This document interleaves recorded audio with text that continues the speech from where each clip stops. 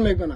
به همه ما و شما ننگ است، به همه ما و شما شرم است که حرف اول افغانستان هم میزنیم دیگه حال وطن تنها مونده. از این گپای ما هیچ رهبر سیاسی، هیچ رهبر جهادی، هیچ چهره سیاسی خفه نشه. من همه تان احترام دارم، همه تان دوست دارم، قابل قدر هستی پیش ما. من تو وطن اعلا کردی، بیای وطن ما را از حالت نجات بدیم. تا بکی ما گفتم این ظلم جنایت قبول کنیم.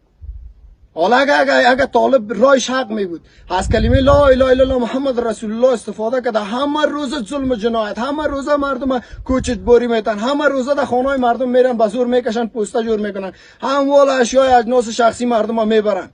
این خود نشد، نه حکومت شد، نه حکومت داری شد. حالا اگر حکومت از یا عادل می بود، اگر حکومت از یا مشمول می بود، تمام دنیا یارا به رسمیت میشناخت. اما متاسفانه ایران هیچ کس نشناخته، خوشبختانه که هیچ کس نشناختش.